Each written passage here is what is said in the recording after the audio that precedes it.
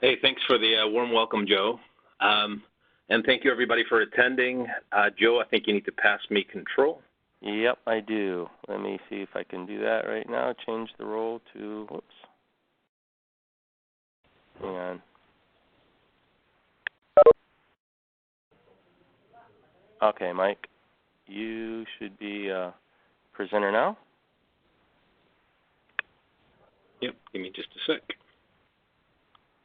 All right, guys, and I was reading through some of the comments in the chat. I won't be able to see them during the session, so Joe, please do keep me honest. If there's anything really pressing, feel free to stop me. If not, I'll try to leave some time at the tail end. I did see some comments about why the material wasn't online yet. I'll have it to Joe. It was my fault. I've been working on a number of things, and I didn't have the presentation quite ready. And I've been making updates. I didn't even bug you about it. Yeah. Since TechU's right around the corner, we've been making a number of updates. Some of them were applicable to this pitch, so I figured I'd give you the most current information. So you've got my information. You'll have it in the presentation when he posts it. And as far as the topic, you guys may have already attended sessions on VM Recovery Manager in the past. Now, whether it's from myself or whether it's from like the offering manager, Stephen Finnis, I tried to kind of give you some positioning information as far as where this offering fits. So I'll kind of give you the transition and the evolution up front. It does actually fork off into two offerings. So there's an HA flavor of this, and then there's a DR flavor. So I figured even though they were released differently, the way that they came out to market, it was the DR option first, and then the HA was released. I figured I'd start easy. I'd start with the local data center solution, so the HA version. Then I'll get into the DR. I'll kind of follow the flow that I've got up on the screen where I go over some product use cases, tell you about some of the requirements, and then I'll tell you about some of the upcoming features and why it's kind of a really interesting time as far as if you're evaluating the solution. The existing offering gives you some really cool stuff. The upcoming stuff gives you even cooler stuff. So I'll show you what some of that stuff is. As far as the flow, I said that the DR offering came to market first. So it was originally known as geographically dispersed resiliency. If you look at the bottom left of the chart, you'll see that I have GDR version 1.1. And then we're all the way up to VMR or VM Recovery Manager for DR version 1.3 on the right. When we forked off, we basically broke it off into two separate product IDs. So you've got a DR option and you've got an HA option. And you see the flow as far as how it was released. We had a number of clients in beta with us, helping us kind of iron out some kinks.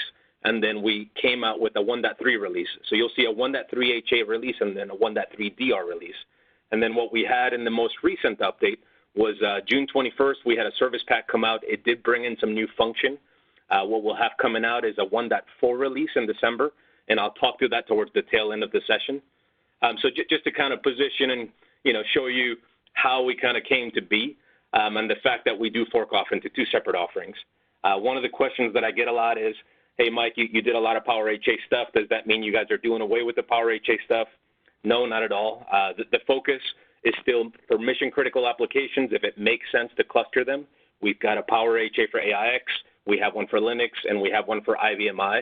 So still evaluate those guys. And I'll talk a little bit as far as why would I use VM Recovery Manager HA versus a Power HA cluster, for example. So I will touch on that a little bit as I go through the session. And when we release these two offerings, you'll see that when we came out with the DR option, which I've got on the bottom right. You see the product ID there and some of the line items for it, and then the HA flavor that I mentioned as well. Separate product ID. We have repackaged, so if you order the DR today, you get both functions, and that was kind of by design. I'll explain that in a little while. So to kind of get right to it, this is a restart technology. The DR one lets you go from site to site. The HA one in a shared storage configuration lets you perform automatic restarts in the event that you have a host level failure, a VM level failure. We can even take it to the application level failure. And I'll highlight how you deploy those things and kind of what you get with each of the offerings. So we'll start talking about the HA one. And to kind of position things, we do have a number of other offerings that kind of have overlapping functions. So from the HMC itself, you can do things like live partition mobility. You can leverage Power VM functions like simplified remote restart. If you leverage utilities like Power VC, you'll notice that they have features like ARR, or automated remote restart. So in the event that a host fails in a Power VC deploy, if you enable that ARR functionality, it can restart VMs for you automatically. the key thing and the key differentiator there is VMRHA has a different level of reach. So in the sense, even with the LPM automation tool, you can orchestrate and set up plans to say, I want to evacuate a host and I want to come back to the way that I was. But the triggers are really for host level based failures, which I'm kind of showing on the bottom right of the chart. So if the system in its entirety fails, all the VMs are affected, and the ones that you had set to get restarted are the ones that are going to get acted on. Now, Power VC can communicate with, via the HMC or via NovaLink path. The VM Recovery Manager solution will talk through the HMC or HMCs, but kind of takes it a step further. If we just talk in the HA context, we can accommodate for a host level failure, so we do our own level of monitoring, completely independent than what Power VC does or any of the other features.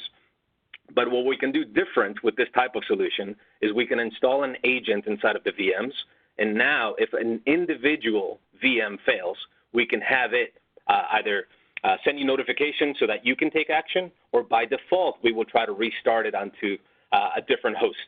And then we can basically establish a realm of servers that if the failure takes place on one of them, you can say either go to this one or you decide. Let the cases controller or the management L part decide where it's going to restart that VM automatically for you. What they've also provided is an application level framework.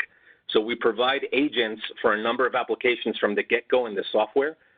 If you install the same agent for the VM level failure, you can also, in addition to that, append to that framework logic to say, hey, this particular application experiences an issue, try to restart just the application. Maybe I don't want to restart the VM if I don't have to. I can manipulate the app. So similar to an application monitor within like a Power HA cluster, it's that type of level of monitoring and framework. So it kind of has a three-prong approach: host level, VM level, and then the application level.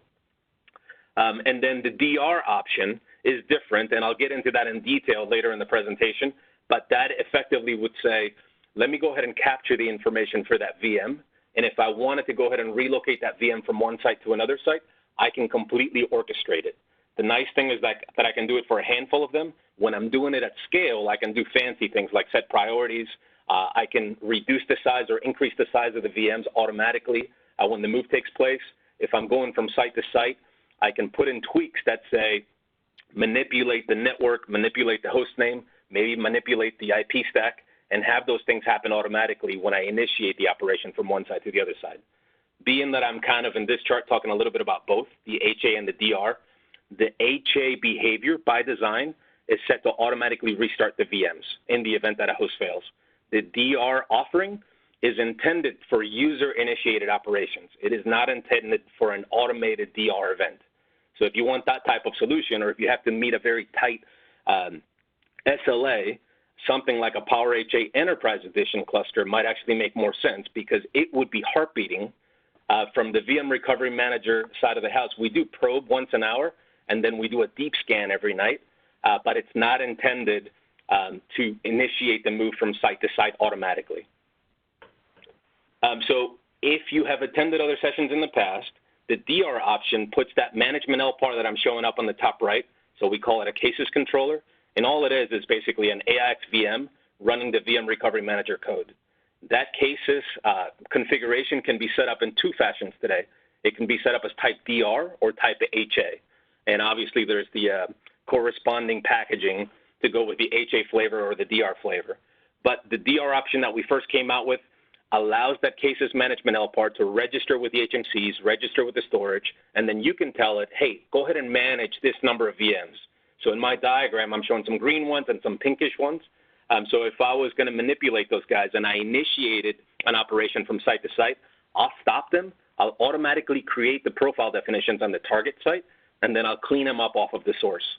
So independent of live partition mobility and remote restart capabilities, I can go ahead and take a virtualized VM and take it from site to site. And I'll show you some of the detailed use cases in a little while.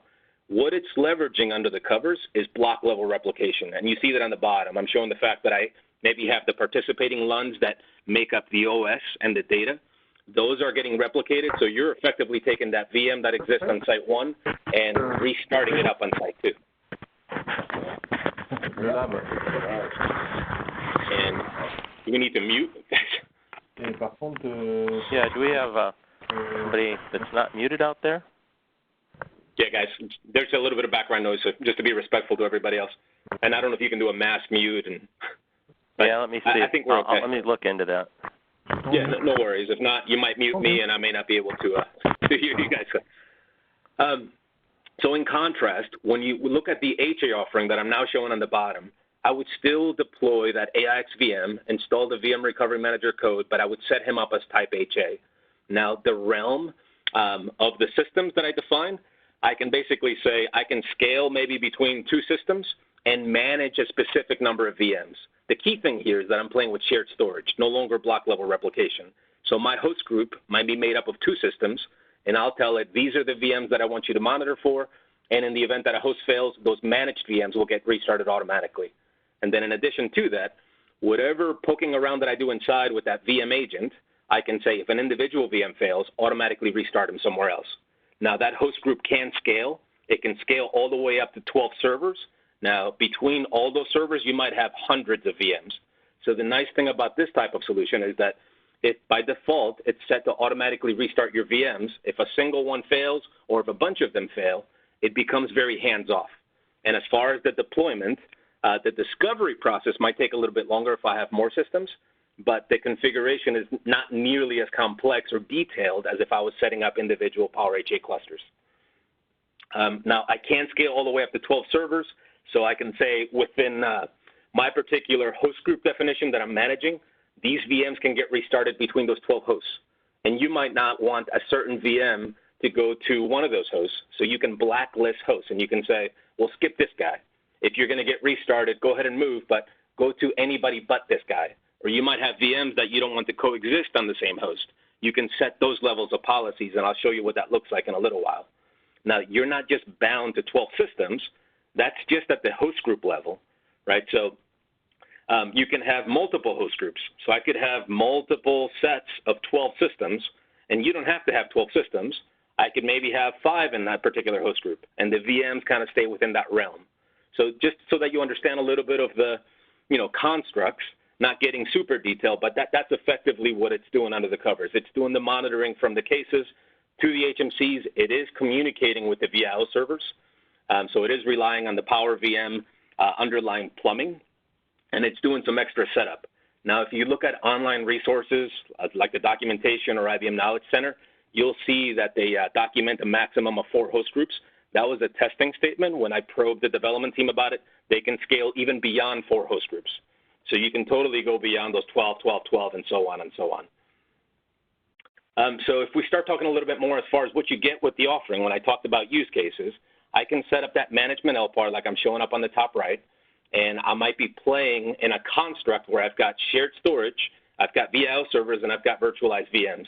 And the picture that I'm reflecting there, the system pictures are not necessarily accurate, but it is what I'm playing with in the lab. So I have a combination of Power 8 and Power 9 intermixed. That E980 on the right-hand side is where my cases lives, but he's not part of my host group definition. So I did go ahead and install that AIX VM. He gives me command line access to manipulate the environment, and he's also got a corresponding GUI that lets me initiate the operations or do the monitoring via the GUI. My host group, just for testing's sake, I set up between that pair of systems, and I can completely intermix Power 7 Plus, Power 8, and Power 9 systems within the same host group. Obviously, be aware that... Welcome to Logicalis, where we help you get business and technology working as one. At Logicalis, we meet your technology needs with solutions. I don't know if you can see where the notes... Thank you. Well, I don't know how that happens. Everybody should be muted. No, thanks.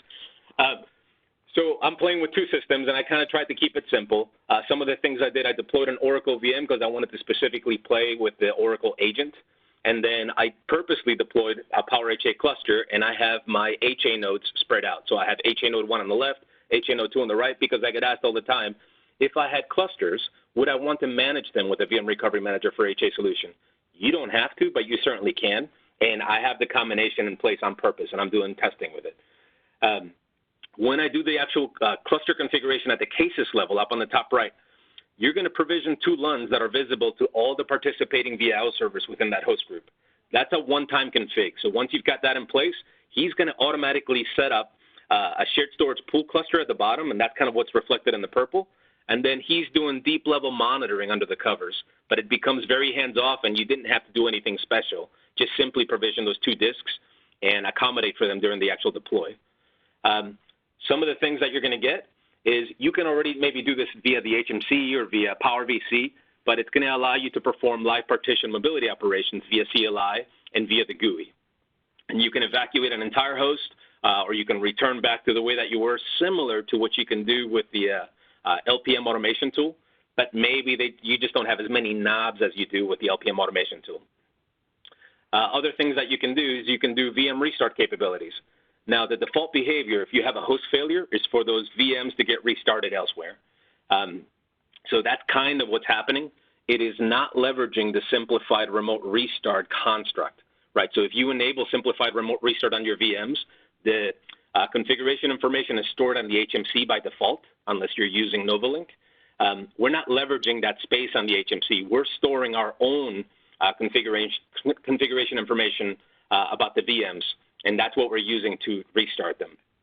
If you did not have the automated policy for those VMs to be restarted automatically, you can go into the utility again via CLI or via GUI, and you can tell the VMs to get restarted elsewhere. And just to kind of give you a preview, if you go into the interface, my particular cluster, I called it VMR HA. It resides in Poughkeepsie, so you see the name there. And then my host group definition, at the time I was playing with a single VM, and then it started to expand. So I have since changed it, but at the time, my particular host group, I gave it a name of Oracle VM _HG. I can see the 2 systems, so there's the S922 and the SA24. And then you can kind of start seeing all the VMs that fall within the systems. If I click into the different options that I've got, I said that you can do LPM operations. So if I was clicked into, for example, the S922, and I said, go ahead and migrate off of this host, I only had a potential single viable target. So the only other system that I had within my host group was the SA24, which you see on the right-hand side. Now, all of the managed VMs on that system, and it doesn't have to be all the VMs on the system. I think we have maybe 30 to 40 VMs on each of the systems, but I'm only playing with a handful of them. So only the managed ones would be the ones that would get relocated off of that system.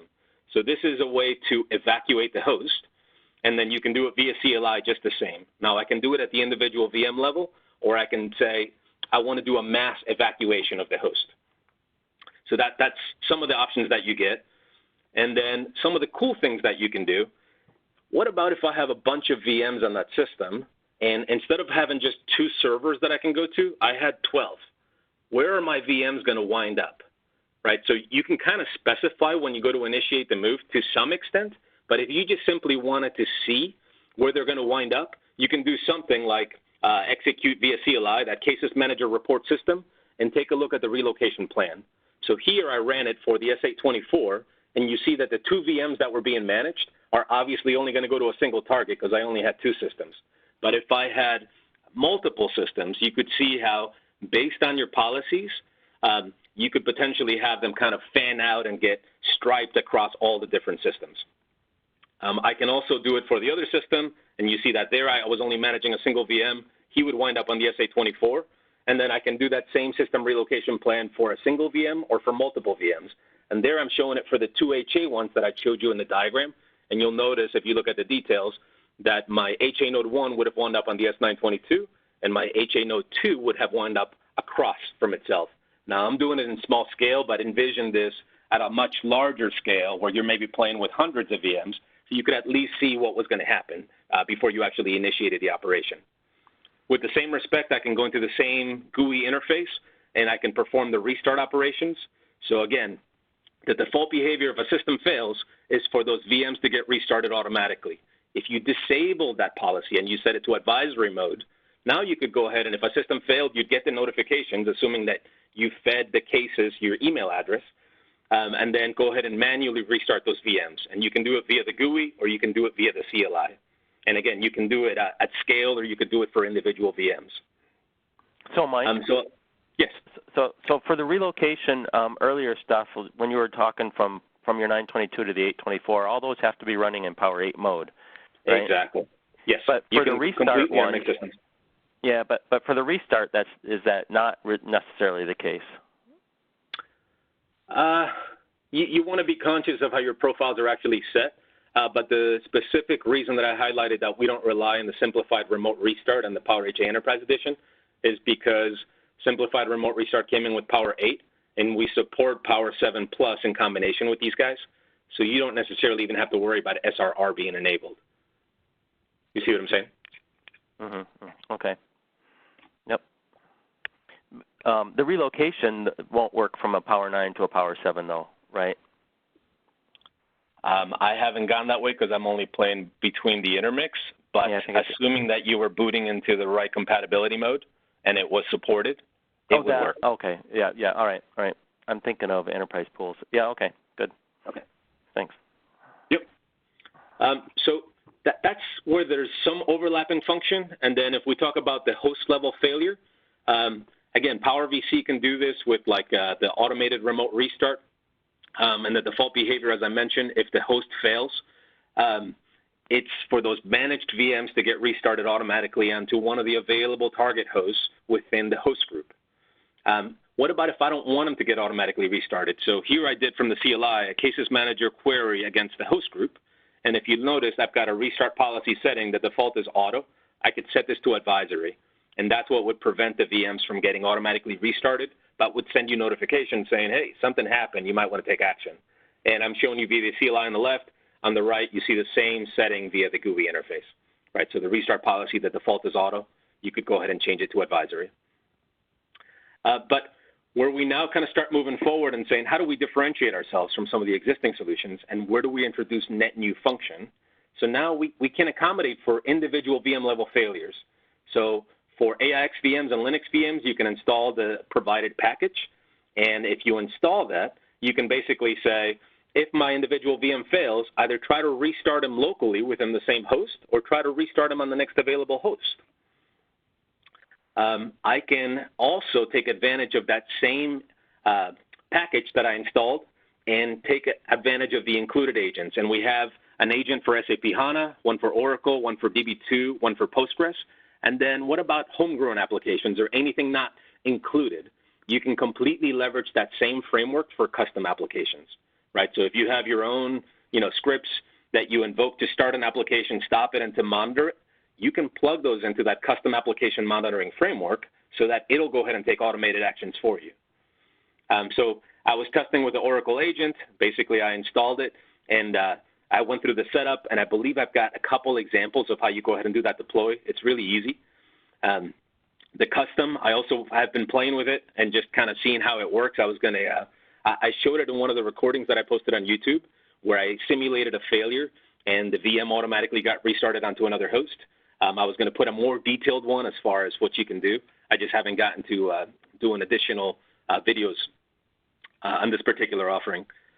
So those are some of the features that kind of help differentiate us. So just to kind of animate it so you see it, if I had a host level failure, we can accommodate for managed VMs that are AIX, Linux, or even IBM I.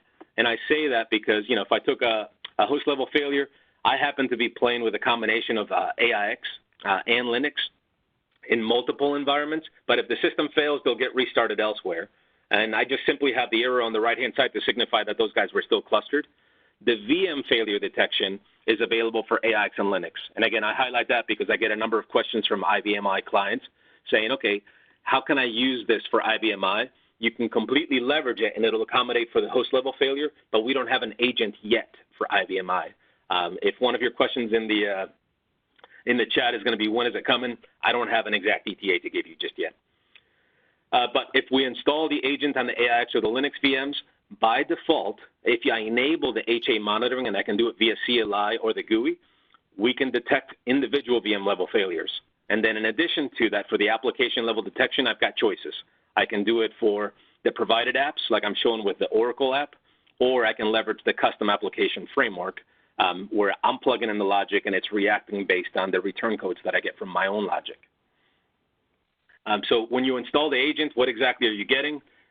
It's the cases vmmon.rte package. I happen to run it on an AIX VM in this example instead of a RHEL or SLES. But if you take a look inside in the user ESP agents directory, we automatically provide start scripts, stop scripts, and I highlighted the ones for Oracle, but we've also, and if you take a look at the details, you see that they're also there for DB2, for Postgres. The reason that they're not there for HANA is because this is an AIX VM. So the package for the Linux VMs would have it available for SAP HANA. There's a separate command. So what you'll notice is that if I'm ever executing commands inside of the cases management LPAR, there's a cases manager command that basically precedes any of the logic that you're going to run. So it's always going to be cases manager whatever when you're doing things via CLI. When you're inside of the VM, it's a cases VM manager, right? So there is a separate command that does get introduced when you're configuring or running anything inside of the individual VMs. And this will be very hands-off once you do the initial configuration. You shouldn't really have to go back in. It's just a matter of, in order to get the enablement, you might have to run it once. And what you'll see is there's an actively running daemon, so there's a cases VMM daemon running inside of the individual VMs.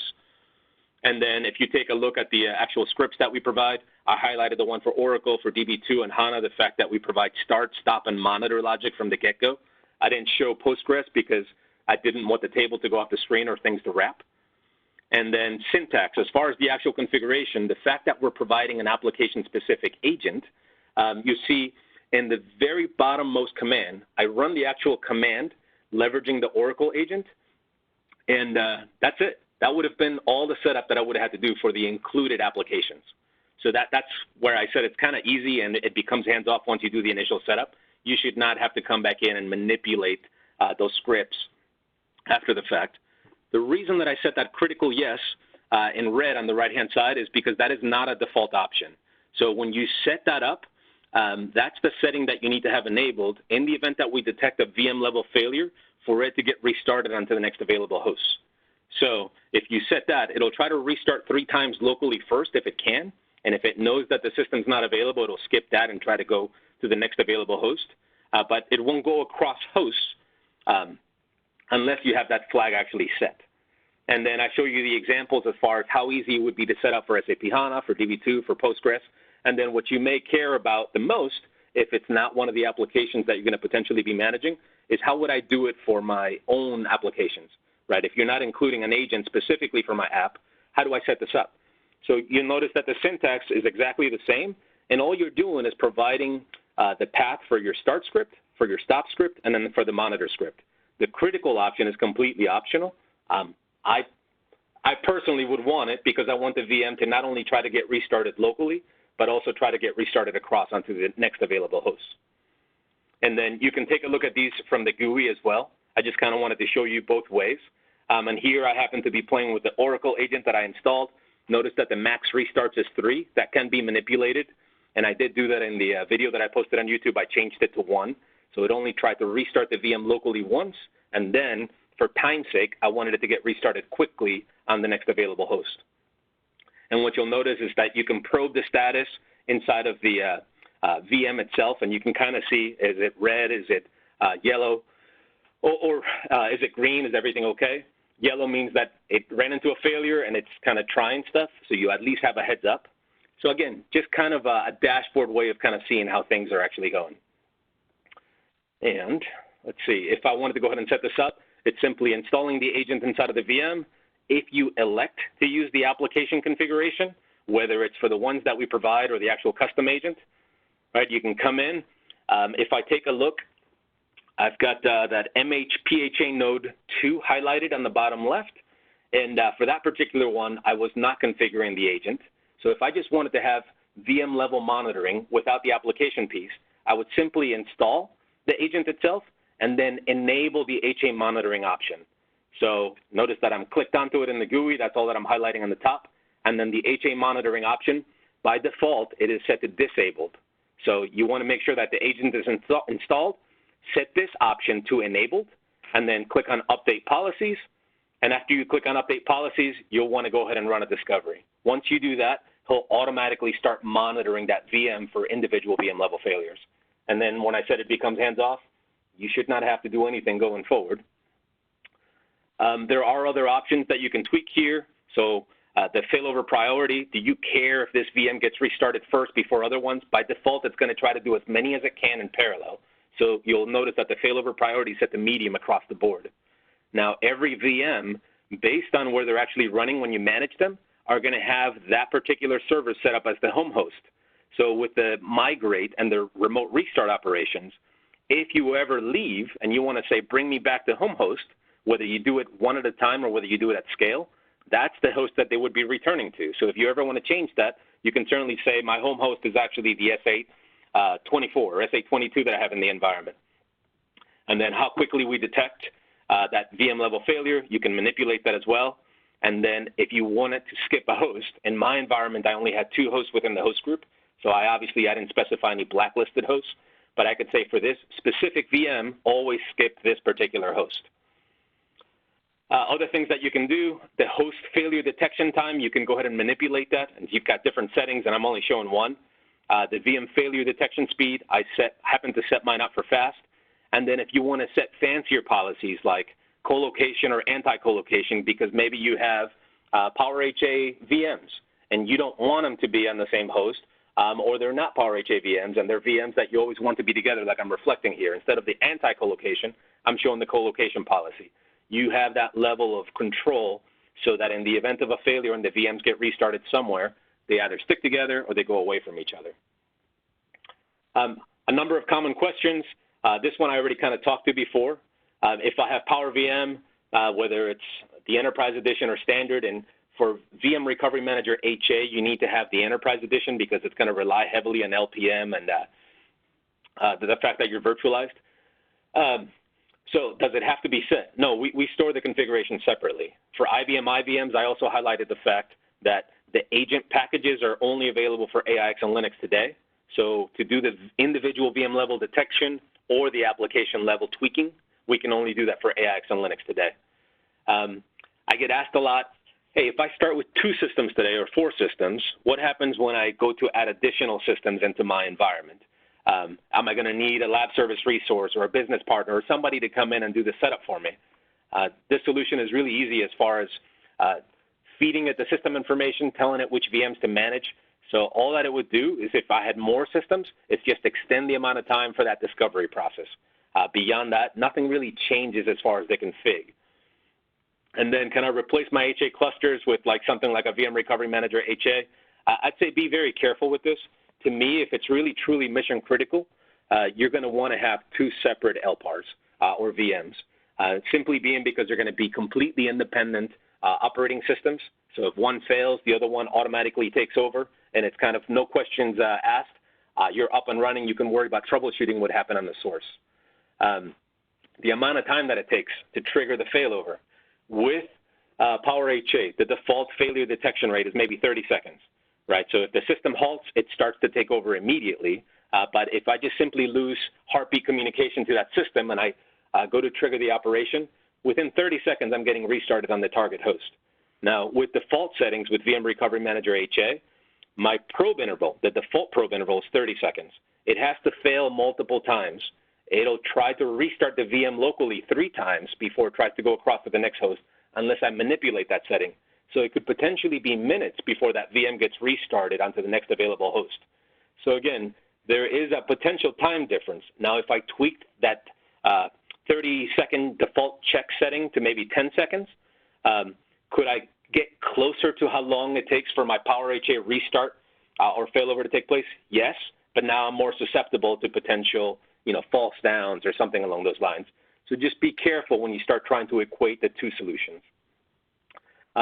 I kind of skipped right into things, and I told you these are the use cases. This is how you would use it. This is what you're getting. But what does it actually take to deploy this, right? Which is one of the common questions that we try to address when we talk about this. So that management LPAR, we call it a cases controller. He is running AIX.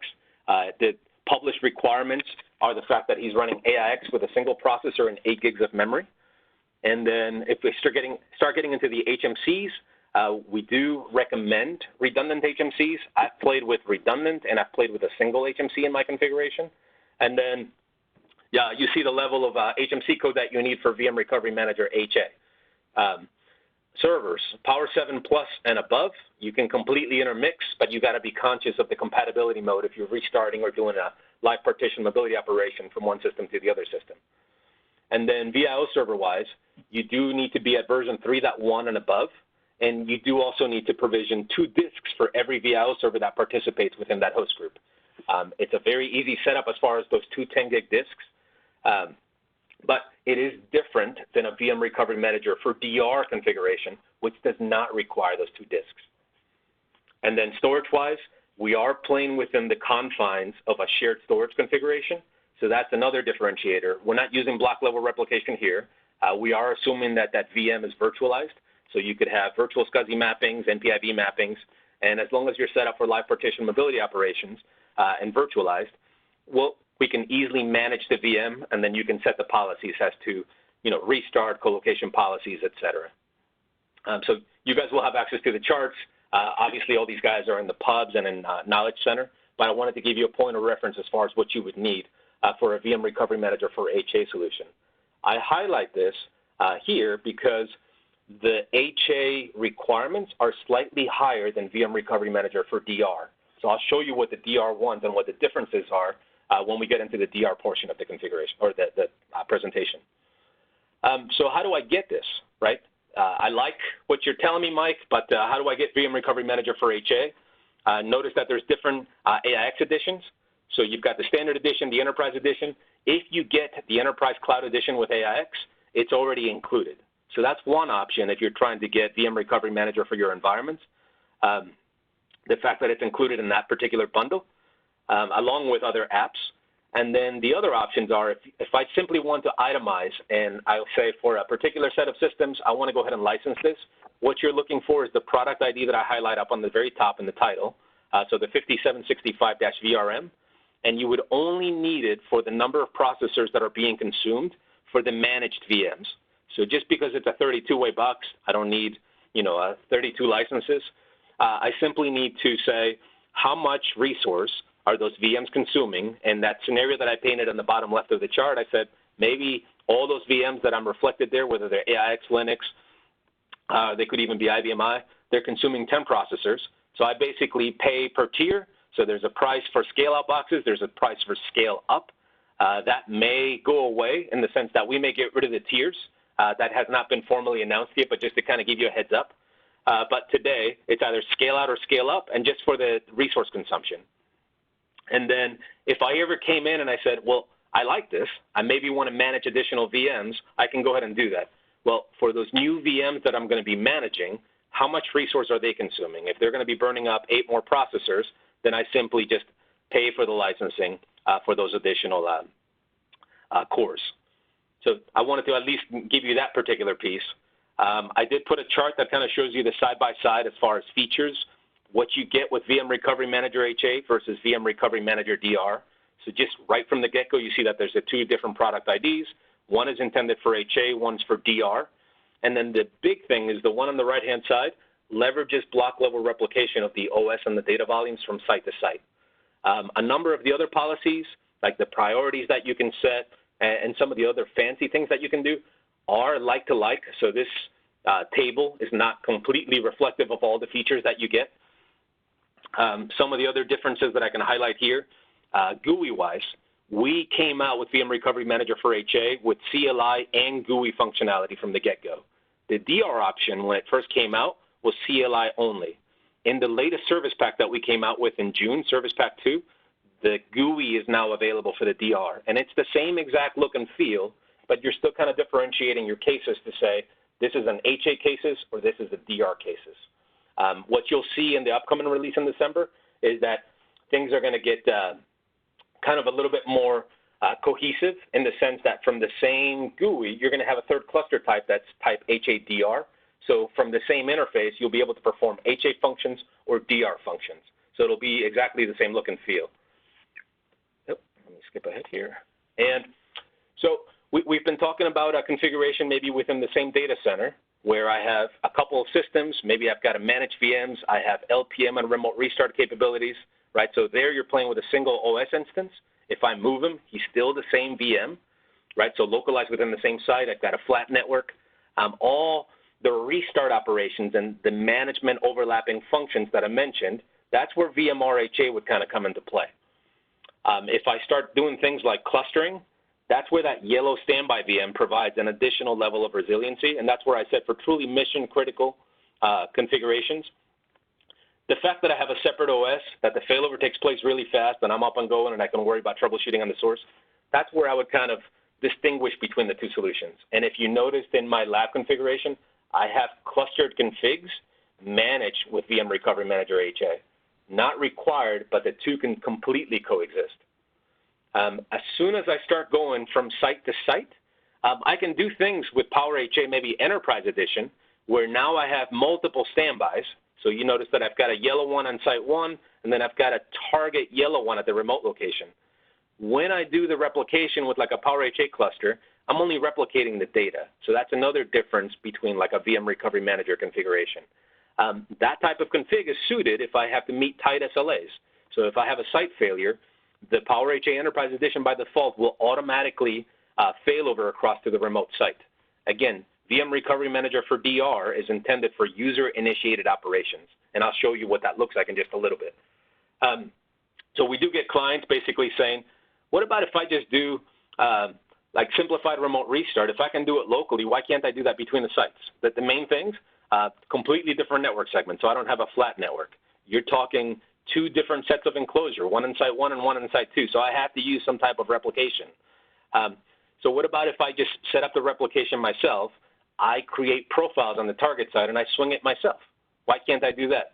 That's cool if you're doing it at small scale, but as soon as you kind of start going up, that's where it starts to become a lot nicer when you have something to orchestrate things and make things a lot cleaner when you deploy something like VM Recovery Manager for DR. As soon as you have to do it at scale, like in our environment, we used to do that. So I'm showing on the bottom, we had a handful of VMs. We would have inactive profiles on the second systems, and we would have block level replication across. Whenever we were ready to cut over, we would break the replication, activate the profiles, and we could kind of semi-script it, but a lot of the stuff was kind of, manual intervention at all the different stages. But as soon as I kind of start scaling up, what about instead of 4, I had 8, and now I have all these other VMs that I want to go ahead and do the same thing for. You can see how at scale it becomes a lot more cumbersome. So when this offering came out, I started to sell the guys on my team and basically said, hey, let's go ahead and play with the solution and kind of practice what we preach. So we threw in a cases management LPAR. We deleted those inactive profile definitions, and we said, let's go ahead and register with the HMCs, manage the VMs on the systems, and then also register with the storage. And we can let that cases management LPAR do the orchestration for us, right? So I guess now in this section, what I'll show you is how the two contrast, right? So VM Recovery Manager HA is playing with that shared storage model, what we talked about where the cases is set up as type HA. And then in the data, in the DR model, the second data center, typically that's where we want that management LPAR to reside. Not to say that he couldn't live on the primary, but the whole goal here is if I had a site level failure, I want to have something that I can run commands on. I contrasted this to like a Power HA Enterprise Edition cluster before. Notice that a Power HA Enterprise Edition cluster would be doing the replication, whether it's synchronously or asynchronously of both the OS, just the data volumes. And I have the standby VMs, and it would automatically fail over. What's different with that VM Recovery Manager for DR is I've only got the single VM, so there are no standbys. I just need available capacity at the remote location. I'm set up as type DR. I can do sync or async or leverage sync or async replication, and we support it with various replication vendors. But in the bottom scenario, I'm replicating both the OS and the data volumes. So I wanted to show you the contrast. And then the fact that this will always be a user-initiated operation. So I can do it in a planned fashion, in an unplanned fashion, and then they also have a DR test feature, which I'll cover in just a little bit. So use case-wise, here I'm showing a setup. I've got that cases management LPAR maybe configured across the two sites. Notice that I have multiple systems on site 1, multiple systems on site 2.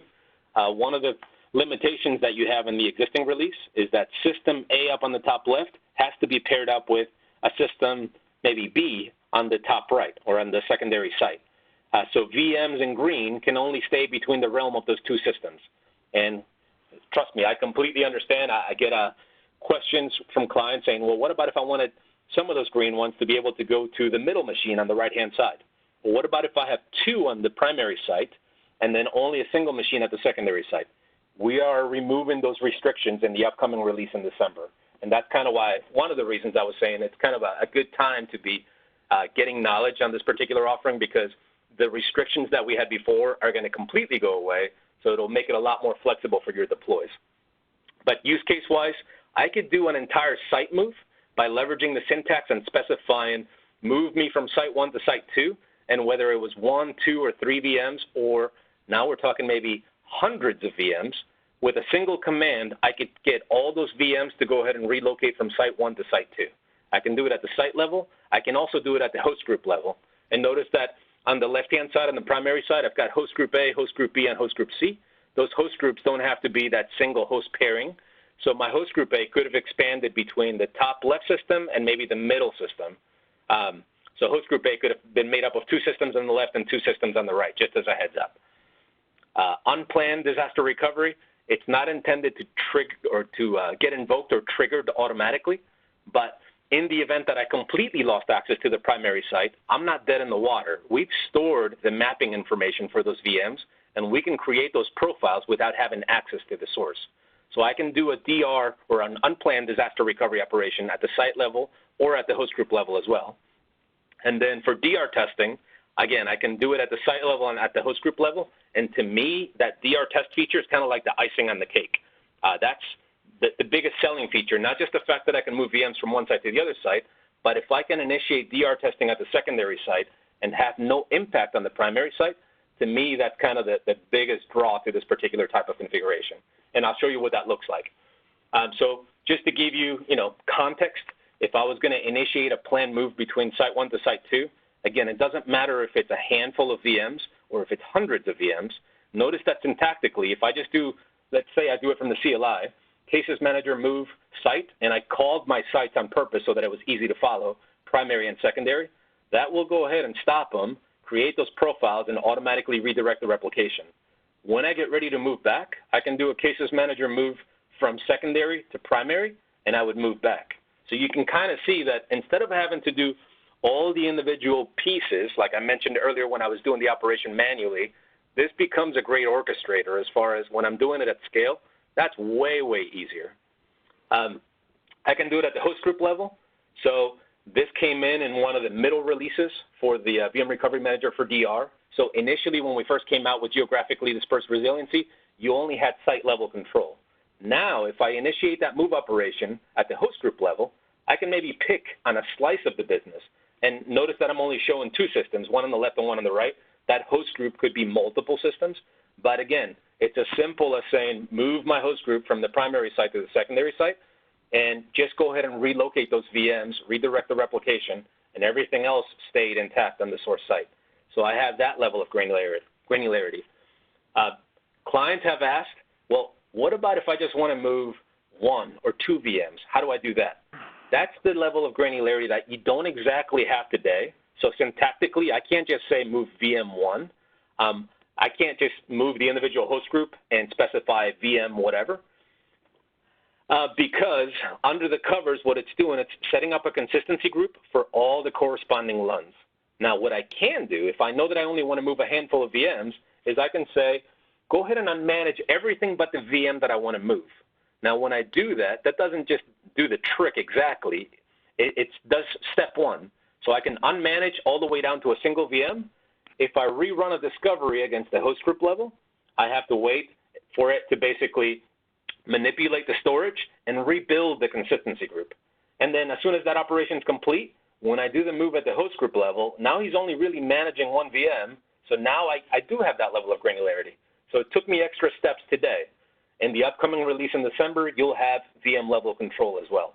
So again, a number of the limitations that we have with the existing release and the prior releases are getting lifted in the upcoming December update. So it would go ahead and move that just that 1. And then we always talk about planned moves, because it's easy to kind of follow. If I took a hit to the site, lost power, so I don't have access to the HMCs, I don't have access to the storage, I mentioned that I still store that mapping information. So all that changed syntactically up on the top right is I specify DR type equals unplanned. So when I do that, we basically say, don't even bother checking on site 1. Go ahead and create the profiles, redirect the replication, and whenever I regain access to the source site, I can go ahead and do a clean. When I get access to those systems and I execute the cleanup command, he deletes the source VMs, right? So an extra step, but it was as simple as that, again, whether it was a handful or whether it was hundreds of VMs. So here I've got the list of new features that came out in the 1.2 release. I didn't want to read each individual feature to you guys, but I did want to highlight the fact that, to me, the most interesting one is that DR failover rehearsal feature that lets you test at the DR site without impacting the source site. So in our environment, with the VM Recovery Manager for HA setup, I was playing with those 3 VMs and different systems. This environment happens to reside in the Silicon Valley lab, so completely different servers, completely different cases. I did some YouTube recordings, and what we had previously was some HANA databases with corresponding app servers. Some were RHEL, some were SLES. And what we had is, the replication between site to site so that we had the VM mobility. But for the DR test feature, what you would do here is configure additional targets at the remote site. So you'd have 2 sets of LUNs. Those flash copy target LUNs are what would get used when you initiated a DR test. So in order to do this, you would do Cases Manager discover site, and notice that I specified DR test equals yes. When I do that first operation, that's the point in time that he'll create that flash copy on the bottom right. I'll verify the configuration, same exact thing, DR test equals yes. And then when I go to initiate the move, when I specify the DR test equals yes, he creates a clone of the VMs. So when I said that he's not impacting or affecting the source VMs on site 1, he's completely creating new ones. Now you might say, well, if he's going to stand them up with the same IP, same host names, well, that's not going to work. You've got tunables where you can basically say, I'm going to have a VLAN map, maybe a vSwitch map, and if I'm doing DR testing, maybe it's different when I'm doing the DR testing than when I'm doing actual planned moves. But I can have those VMs get created, but in a completely different isolated network. So that way I can chug away, test in a configuration that makes sense, and then whenever I'm done with my testing, and I can test in that configuration indefinitely, I can perform the cleanup, and it's as easy as Cases Manager cleanup, DR test equals yes, he'll go ahead and delete those clones. So again, to me, that's the feature that kind of makes the most sense. The one limiting factor is when you're in DR test mode, you would not be able to go ahead and perform a plan move, right, because those clones are actually online. So when you complete and do the cleanup, you'd be good to go again. There's a number of other features. So like the priority-based restarts, I can say maybe I care about these VMs coming online first, followed by maybe the medium priority and the low priority. So I have that level of control, and I'll show you kind of what that looks like in just a little bit as far as what you would need to enable those settings. I can go ahead and automatically on the creation of those, the move and the creation of those profiles, I can have the VMs come online with different values, whether it's bigger or smaller, but maybe I don't have the capacity that I don't have 100% of the available capacity at the remote site, and I know this going into it. Maybe I want to come online at 80% or 70% capacity. I can go ahead and enable that level of configuration so that I don't have to do it one VM at a time. I can just say, if I do a move, bring me up, but bring me up smaller. And then the network mapping policies, I can have a predefined network map that basically says on site 1, I'm using this VLAN. On site 2, if I do a plan move, continue to maybe use the same VLAN. If you look at the second row, I've maybe altered one of the other VLANs. And then for DR testing, in that same network map, I can have it be altered as well. So they can be completely isolated for DR testing as well. Now, that was the 1.2 release updates that came in with that DR test feature. We had an update in June, so the 1.3 Service Pack 2. It brought in some additional new functions. So our storage agent support grew. We updated the Hitachi replication support. We also brought in XIV and A9000 replication support. We gave you an option to cluster the cases. So leveraging the PowerHA software, you can now have a second cases controller. And then we brought in the GUI control for the DR. Now, the GUI control is not 100% there. It was kind of like a preview. It gives you some functions, but not all the tweaking and tuning that you can do is available through the GUI. 1.4 is going to bring a bunch of enhancements in December as well. So as far as the HA feature, we've been talking as far as the existing setups, that cases is set up as type DR, and it's a single cases. So we get asked all the time, what if he fails? Well, nothing. You just don't have something to execute operations until you restore him. Now, you could restore him from backup. Maybe you just need to reboot him back up. You could be replicating him from site 2 to site 1, and that way manually bring him online across. So various different ways, but you can only really have one up until Service Pack 2. In Service Pack 2, they said, I can go ahead and install the PowerHA software, and I can define a second cases controller. Now, they could both be on the same site. In our configuration, we actually put them across on the source site, and then it automatically will cluster and manage the cases functions. If I log into either of the cases, I can execute command operations from either one. So that way, if one fails, the other one takes over. I put a video together on how to deploy it and what you get, what you don't get as far as the levels of control. So you can reference that as well. But that was new in the June update. So that becomes that second member. The other second piece that I highlighted was the fact that administrative controls for the GUI for the DR solution came into play. So I showed you syntactically what it would take to do a site level move. Here, if I wanted to move sites via the GUI, I can do a planned or an unplanned move. And then if I wanted to perform that DR test, failover rehearsal, it'll go ahead and go through the motions. And I don't have to run the commands that I showed you syntactically before. That is available today. It's going to get enhanced even further in the 1.4 release. Other things that I can do through the GUI for the VM Recovery Manager for DR solution, those verification and discovery operations I can do via the GUI as well. I've got the dashboard, so I can see the status if anything is going on. I can see the events in the center. So I didn't want to highlight every single thing, but like I can see the various policies, right? I'm using a synchronous replication type. At the host group level, some of the other settings like the network mapping or the vSwitch mapping, I can see it. I can't make changes to it via the GUI today. And that's where I said the 1.4 update coming in December will give you a bunch of additional enhanced capabilities as well. I didn't want to cut you guys short as far as content. So even though I'm not doing an actual demonstration in this session today, I purposely put recordings out there so you've got a point of reference. I get asked all the time, can you demo this for us? It's not that we can't. It's just there's too many of you, and the systems are being used for other purposes as well, so it's kind of tough to bring an entire system down, for example, for the VM Recovery Manager HA. So it's a lot easier to record it. So I put recordings for HA. I've got a part 1 and a part 2. I do have more coming. The HA feature, I put another recording. And then for DR, it's been a while now that I put parts 1, 2, and 3. So 1 is concepts. If you attended this session, you can probably skip that one. But if you want to see an actual demo of the DR, you can see part 2, and then like the DR test feature, I demo it in part 3. If you look at the time that I've got highlighted for the videos, notice that on the average, we're talking 25 to 30 minutes. So, I mean, I'm covering a lot of stuff as far as concepts, requirements, deployment, et cetera. Feel free to check out the channel. There's other videos I've got out there as well. But not to scare you off with the amount of time, on a number of the videos, I kind of put hyperlinks. So if you simply want to see a specific line item, you can kind of click on that section and just see that. And you'll notice that those times are a lot shorter. Right, so I had to kind of have some type of flow, so that's why some of the videos are a little bit more lengthy.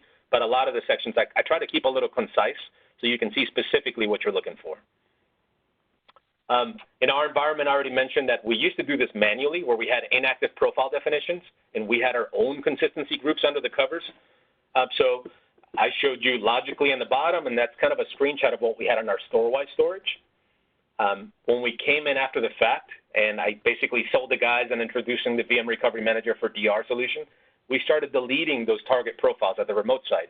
We also had to delete our own consistency groups, right? And we introduced that cases management LPAR. And when we did that, we started telling the solution, manage only maybe these VMs, don't touch the other ones because we have a bunch of other VMs that other guys are using in our environment. And the reason I highlight this is because the managed ones, the cases controller is going to handshake with your storage, and he's going to go ahead and define his own consistency group. You don't get to pick names. He's going to go ahead and set his own. And anytime you manage or unmanage, he's going to rebuild that consistency group automatically under the covers.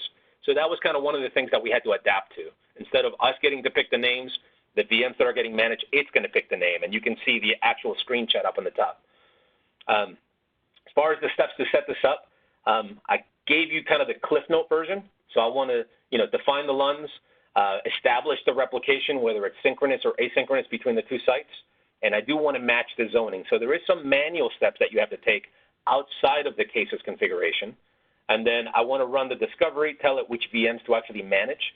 and then by default, it is going to go ahead and try to manage all the VMs on the host. That setting is going to become optional in the 1.4 release. So if you don't want any new VMs that get created to automatically get managed by the cases, you'll be able to have that setting so that you can individually start managing the VMs. But there's a screenshot of what my rebuilt or automatically rebuilt consistency group look like. So it's got a VMR DG in the name. When I was talking earlier about the fact that I had some RHEL VMs and some SLES VMs, notice that it went ahead and took all those relationships and kind of put them together into that same consistency group. The zoning, I did have to go ahead and, I thought I had an animation there. I think it's in my other charts. But the zoning that I had in Site A, I did have to manually propagate to Site B, because when I'm using, for example, import ID virtualization, the worldwide port numbers that are being used on the left site are going to be the ones that are getting used on the remote site. So I want to make sure that the zoning matches between the sites, and since that cases management LPAR is not registering with your SAN switches, you do have some manual intervention that you have to prep before you do this. But once you've got that in place, you can go ahead and just start adding new VMs and kind of continue down that path. As far as the DR test feature, I showed you this before where the clones get created. And normally we're just talking about, the source LUNs and then the target LUNs for your VMs. I did have to go ahead and manually provision an extra set of disks, right? So for my OS and my data volumes, I went ahead and I provisioned those LUNs, and I could use them for when those clones get created for my DR testing. Notice if I go into the actual target storage subsystem, not only did I have my aux LUNs, which were my targets at the remote location, but I defined DR test LUNs, and that was for VM1, VM2, and then so forth down the line. So again, I just kind of try to give you the point of reference as far as the manual type of prep that you'd have to do in order to do this. So there's my source and target LUNs. I would have had to provision those flash copy target LUNs that are going to be used for the clones. And in order to set that up, you have two options. One is to do kind of like a snapshot copy where it's just setting up pointers, or I can do a full clone copy, and it'll copy 100% block for block as far as the contents of those LUNs. I elected to do 100% copying, and then when I established the relationships, I did this piece manually, right? So I did the SVC task operation, and I did it for all the participating LUNs in my environment when I was doing the DR testing. Once I had that set up, I could go ahead and initiate the moves back and forth, or I could do the DR test, and it automatically created the clones. As far as setting the network mapping so that I didn't step on myself, I could do it at the system level, at the site level, at the host group level. So you have a number of knobs that you can set. I showed you the screenshot of how it's kind of being maintained, and you can set up a VLAN policy or a vSwitch policy so that based on where that host group is being managed, it knows, hey, the workloads or all the VMs are online maybe on site 2, follow the network VLAN policy and stand up those specific VLANs, or those specific vSwitches. So I just wanted to show you syntactically. Also, setting the priorities, it's as easy as kind of coming in and maybe saying, these guys I want to set to high, so I showed you the syntax up on the top. For ATS SG190 and the ATS SG191, those are my high priority VMs. I want them to get started up first, and then maybe these guys are low. So that way, anytime I initiate a move, those high ones will always come online first, followed by the low priority ones. And again, I kind of skipped past the medium because that is the default priority. Managing and unmanaging VMs, I showed you an example of that cases manager query VM command in the center. So if you take a look, the top one is unmanaged. The other one has already kind of been primed and is one of the participating ones that can move between the two sites. But if I ever wanted to come in and manage or unmanage those guys, again, I can do this via CLI and say, I want to maybe unmanage a number of them. And then in order for this change to take effect, I have to rerun a discovery. And if you caught it earlier, the reason I'm running that discovery again is so that it rebuilds the consistency group. So I did this in one of the actual YouTube videos where I kind of split the 6 VMs that I was managing, and I unmanaged 3. And what was actually happening is my original consistency group that it had built comprised of all the participating LUNs. I ran the unmanage, and then after the unmanage, I had to run a discovery. And what that actually did, if you look at the bottom right, it rebuilt the consistency group to only include the LUNs of the managed VMs. So again, hence why I can go all the way down to a single VM, and then when I initiate a move, it's only going to move that particular slice. I can manipulate the processing power and the memory of the VMs when I initiate the move. I can specify it at the individual VM level if I wanted to, but if you know that you want all the VMs to get reduced automatically to a specific value, it's as easy as kind of doing it at the host level or at the host group level. So syntactically, I kind of showed you, and in the center I'm showing I could set the memory capacity to 50 and the processing capacity to 50% as well. And where you would see it is when you query the individual hosts, you can see how on the bottom left-hand side, I have the memory capacity set to 50%. And in one of the recordings that I put together on YouTube where I demonstrate this, I was originally starting with specific memory values. I came in and I had not enabled the option yet. I came in and I tweaked it, and I was only manipulating the memory capacity. And then as soon as I did the move from Site 1 to Site 2, it sliced everything in half. So again, if you want to see it in practice, take a look at the Part 3 video, and you've got a full demonstration there. It was just a lot quicker to show you, the animated version here. What about when I move from Site 1 to Site 2, if I want to introduce my own logic? So before you truly start up all the VMs, can I put some type of customization? Maybe I want to do some extra stuff. You've got entry points as well. So I can add my own logic, whether it's pre or post logic, and I can specify the location. And then if I want to get notification on specific events, I've also got that ability. So I showed you the syntax there as well. If you want to see all the possible events that are available, I can do a cases manager query event on the bottom, and you'll see all the different types of events that are being monitored under the covers. So I can basically put a tweak, and I can get notified on these events by default or when I tweak the notification levels. But if I wanted to do extra stuff, I could do that as well with that level of customization. The other question that I get a lot is, if I'm moving from Site 1 to Site 2, how do you guys manipulate things like the host name or manipulate the IP stack? So we provide sample scripts from the get-go, and what you would effectively do is run this data collection script, and then he's going to probe a failover config file. That failover config file you can manually populate with, on Site 1, this is the host name that corresponds there and the IP address. On Site 2, this is what you want to use. And then when the VM is getting activated on the target side, there's a separate sample script that's provided, a setup DR script. That would effectively be the one that preps everything as far as the VM is concerned. So those are all included. If you take a look at the right-hand side of the table that I've got up, they are in opt IBM cases samples. And we also have pre and post samples in the middle row, and then a separate script template on the bottom. So I just kind of wanted to give you a point of reference. Requirements for VM Recovery Manager for DR. So in the VM Recovery Manager for HA, the HMC levels are actually higher, right? I have to be, I think, 911 and above. I can play with the 870 level of HMC code. I can still intermix Power 7 Plus, Power 8, and Power 9.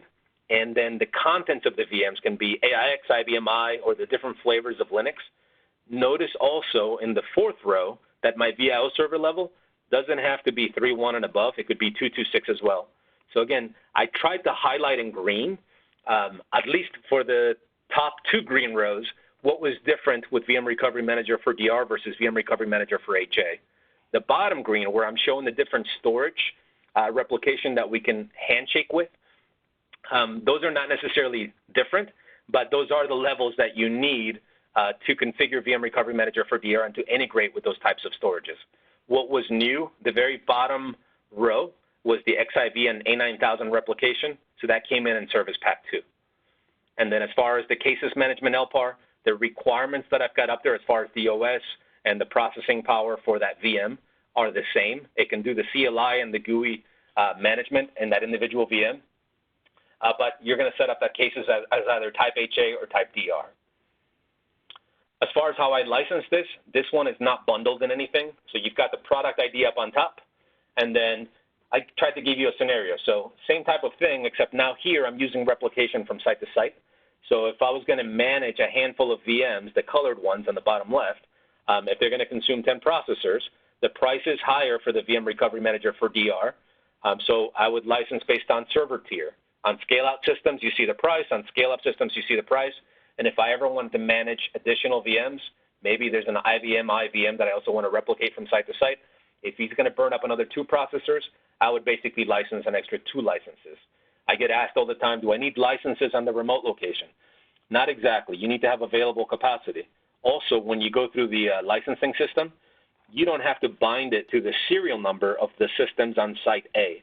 You could license those VMR licenses to the system hosting the cases management LPAR up on top. And that could be on scale out or scale up. And that's where the things get a little bit tricky. What if you've got a combination of scale out and scale up systems on the source site, and that cases management LPARs may be running on a scale out system? You're going to have a combination of scale out and scale up licenses on the same VM. It starts to kind of get messy. So that's where I said, even though we have not formally announced, they're talking about realigning the pricing to basically say, however many licenses you need, it doesn't matter what server tier. They'll probably wind up removing that by the end of the year. As far as configurations, we've been talking about a configuration for VM Recovery Manager for DR going from Site 1 to Site 2, where I have the cases management LPAR maybe reside at the remote location. What about if I have VMs at the remote site on the same systems that I want to move from Site 2 to Site 1? So today, the way that I would do this is I would have a cases management LPAR on the right-hand side that manages the VMs on Site 1, and I would have a separate cases management LPAR with his own cluster configuration managing VMs on Site 2. And that way, I could kind of have the two coexist, and I can move independent sets of VMs between the two sites. So you can set this up. In the 1.4 release, this will become a lot more flexible. If I had a 2-to-1 configuration, or maybe 3-to-1, or many more to 1, where we see this with a lot of MSPs, how would I set this up today, being that I have to have that host pairing set up? I could do this today with multiple cases management LPARs. So you can see that if you had a bunch of systems going to a single system at the remote location, it becomes a lot more cumbersome. Now, you might like it because you can tell, if you're an MSP, for example, you can say, hey, you have access to your own cases, and you can only touch your own managed VMs. Again, this will become a lot more flexible in the upcoming 1.4 release, where I can do the many-to-one with a single cases management LPAR if I want. Some of the upcoming features, I showed you this at the very beginning as far as the roadmap, where Service Pack 2 came out in June. We have a 1.4 release coming out in December, and you'll see HA updates and you'll see DR updates. And the list of line items is not all inclusive. I just wanted to point out the main ones that are going to be differentiating features as far as what you've seen today. So today I mentioned that you're either going to have a DR setup like I'm showing, where the cases management LPAR setup as type DR, or you're going to have a cases management LPAR setup as type HA, as I just loaded on the left-hand side of the screen. Now, VMs today, like for example, the blue ones on the left-hand side, can only participate in either an HA setup or a DR setup. And we get a lot of clients saying, hey, I like both. Why can't I have those blue VMs not only get restarted locally within the same site, but also have the ability to get relocated to Site 2? So basically, we were walking before we were running. What we're doing is in the 1.3 existing product packaging is if you license the HA solution, you get the HA code as far along with the UI server code. So you've got the GUI and you've got the packages for HA. If you license the DR today, you get the DR and the HA code. And what they did in the 1.3 is basically enable the packaging for what's coming in December. So it'll be a third cluster type. So you'll have the option to set it up as type HA, type DR, or type HADR. Now VMs that can get restarted within a host group, let's say definition within Site 1, can also have the ability to get relocated to the secondary site. And if you look on the right-hand side of the chart up on the top, you'll see that I set up that cases as type HADR. If you had a deployment today and it was set up as type HA or type DR, I highly doubt that it's going to be a dynamic conversion to say we're going to just simply change the type and it's going to automatically start doing things. So you might have to redeploy the cases, but the whole configuration is not a painful process. So it should be a relatively easy redeploy of the cases management LPAR. Other things, I'll be able to have a many-to-one configuration. So here I'm only showing two systems with maybe some blue VMs that are being managed, some green VMs. They'll be able to go to a single target and still have the ability to have a single cases LPAR up on the top right. And then if I want to move individual VMs, you'll have a lot more flexibility. You'll be able to set up VM level groups. So you can say, hey, I just want to move these particular VMs or this single VM, if it happens to be a single VM in a group. So that way you don't have to move everything and you'll have more granular control than either site level or host group level. So I gave you a lot of stuff, and I know I kind of cooked through some of the material, but it'll be online for reference. I know Joe will take care of that particular piece. I had a couple takeaways, which hopefully I kind of instilled in you if you sat through the whole session. But VM Recovery Manager for HA gives you the local data center solution and the ability to restart the VMs automatically. So again, shared storage model, VM Recovery Manager for DR. It can be used in a shared storage model, but the main goal is to allow you to mobilize VMs from one site to another site, leveraging block level replication. So it's effectively providing DR level orchestration. So you've got the automatic restart behavior on the left-hand side with VM Recovery Manager for HA. It can be manipulated so that you can set it to advisory mode, but remember that it does the 3 levels of detection: host level, VM level, and application level, the latter 2 being if you install the agent inside of the VMs. And then as far as the DR and the orchestration, you have the ability to do user-initiated moves, and those can be planned, unplanned, or you get that DR test feature if you enable those third set of disks. And then there's a number of additional capabilities. Again, my list, due to the real estate that you get in PowerPoint, is limited. But know that there's a number of things that you get with one versus the other. We will be kind of further combining the two. So what you'll see in the upcoming 1.4 release is that the graphical user interface, being that it's exactly the same, will give you HA and DR capabilities within the same pane if you license VM Recovery Manager for DR.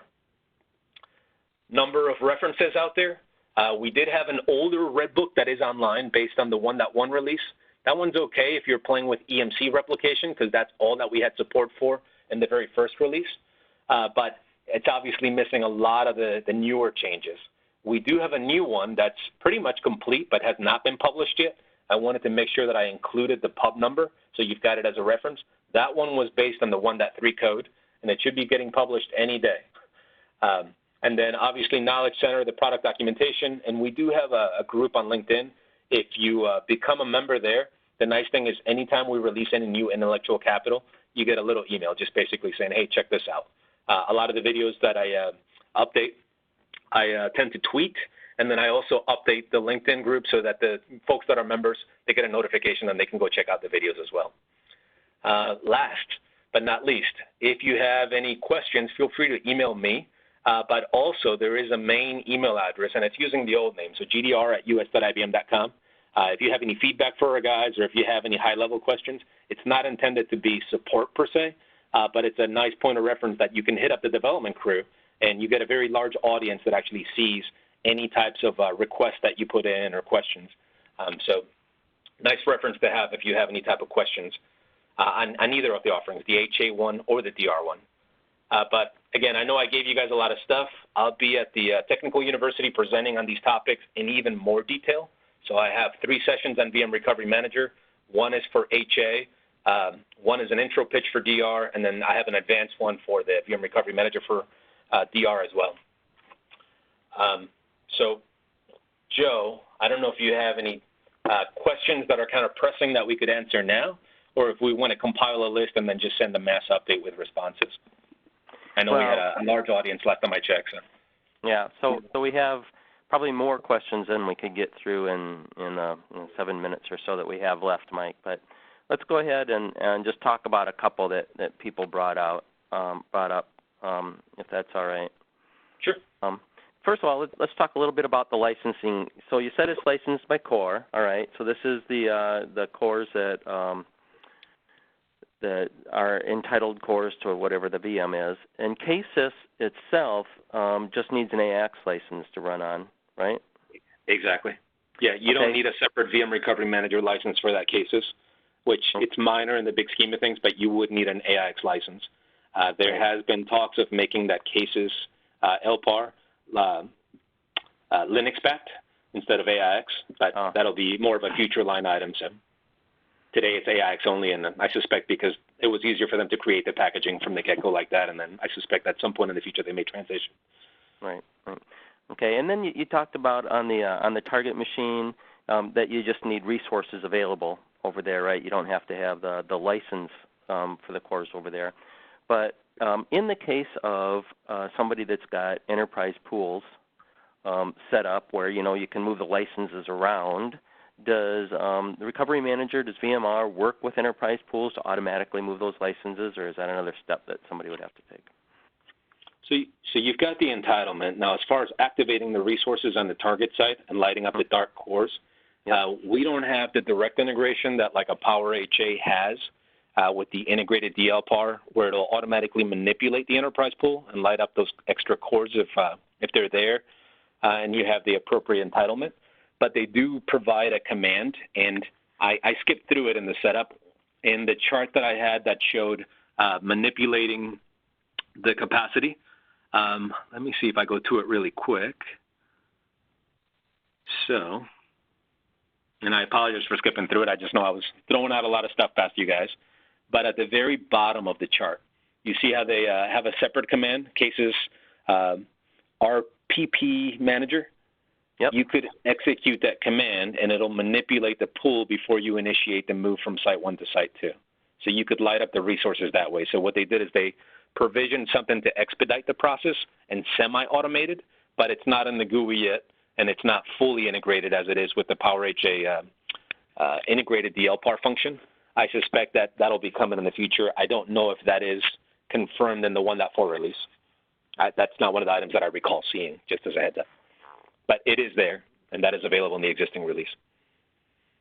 Okay. Now, if you were talking Power Enterprise Pools 2.0, it'll become a moot point because now you're metering effectively. So. Right. Then it just, everything's active and it just meters where it's running at, right? Yeah, exactly. So and that'll actually be very nice for people who get that. We'll have to cover that Enterprise Pools 2.0 in a future vlog. It's an upgrade to the Enterprise Pools. Let's see. A couple minutes left. Somebody asked a question about, since KSYS is somewhat critical, an option for a redundant KSYS LPAR. Yeah, the closest thing you've got, and on Knowledge Center, I saw a white paper where you could have him replicated. Now, if you had Power VC in the mix as well, and I kind of mentioned him lightly, but all our deploys, Power VC is in the environment, you could have him captured and you could redeploy him. If the config was already there, you're almost kind of doing like a backup restore process. So you can get the cases up and going relatively quickly. Now, if you have to build them from the ground up, let's say it was a Power VC AIX deploy and you already had the prereqs on the code installed in that image, but you just wanted to get the config back in place, you have the ability to capture cases snapshots. So you could apply the snapshot and it'll restore your config. Or if you had to go through the motions and reconfigure the cases cluster configuration, if you saved off your syntactic steps, you could just run the commands again and be up and running really, really quickly. So again, if you lose the cases, you're not dead in the water because you didn't actually affect the systems. You were doing the monitoring from the outside in. So it's not a scary process, I guess, right? And as far as recovering him, it's pretty easy. The HA feature is nice. I purposely configured it where I had two cases controllers. The nice thing with it is that I can invoke cases manager operations from either one. So if one fails, you automatically have a second one. And I purposely recorded it to show you what it is you're getting. For that one, you would need two Power HA licenses because each one is going to be a part of the Power HA cluster. The one thing I personally did not like about the setup is that I didn't get to pick the names, right? So the cases cluster name is going to match the Power HA cluster name, but it's going to be set to the name of the node that you did the configuration. It picks resource group names. It provides all the scripts and all the setup for you, but in my environments, especially because I do a lot of demonstrations, I like to show, a name that kind of corresponds to the environment. You don't get to pick those things when you do the HA cases setup. So that's the one caveat that I guess I would warn you about. But otherwise, there is an HA feature available now as of the June update. Okay. And in the last minute, let's just talk a little bit. There was a question about SAP HANA and Oracle and all that, and I think you answered that with the agents that you mentioned. They had agents for those specific things, so that's great. But there was a question about Oracle licensing. If you're running the Oracle agent, do you need licensing for Oracle on both systems? And I know it's really it's up to Oracle, not really IBM, but do you know an answer to that? That's a trickier question, and not because of the agent piece. The agent is just kind of a nice to have. Now, the question to me would be more based on the Power VM Enterprise Edition and like live partition mobility. So VM Recovery Manager for HA kind of requires you to be LPM capable because it's going to allow you to evacuate the host and give you the LPM management. Now, VM Recovery Manager for DR, if it's set up as a DR configuration, you could effectively get by with Power VM Standard Edition. So it is supported with Power VM Standard and Power VM Enterprise Edition, but the DR option does not require the LPM capabilities. So from a licensing perspective, if you were really, really concerned as far as I wanted to disable the LPM capabilities to prove to Oracle that I can't dynamically move back and forth, and you're only going to be licensing the DR, you're kind of already covered there, whether you disabled it by the means that we provide or by the mere fact that you have Power VM Standard Edition. But for the VM Recovery Manager for HA, that's a little tougher. So again, the agent just kind of provides the start, stop, and monitoring capabilities. But licensing-wise, it doesn't make any difference. I think it's more so the LPM issue with the licensing. Okay. Okay. Well, with that, we're kind of out of time. So again, everybody, I did record this session. I'll be putting the recording up on the wiki, and I will capture the questions. And Mike said he would take a look at them and answer them, and then we can post those up as well and send that stuff out. So we've got all that. Mike, thank you very much for doing this. I know it was busy. You're getting ready for TechU, and I threw this on top of you to get ready for this too. So I really appreciate you doing this for us. No problem, man. All right. So next week we're going to talk, or next month in October, we're going to talk a little bit about Linux. I'll send out invites in the next couple of weeks. With that, everybody, I hope you're having a great fall. This ends our session for today. Have a good month.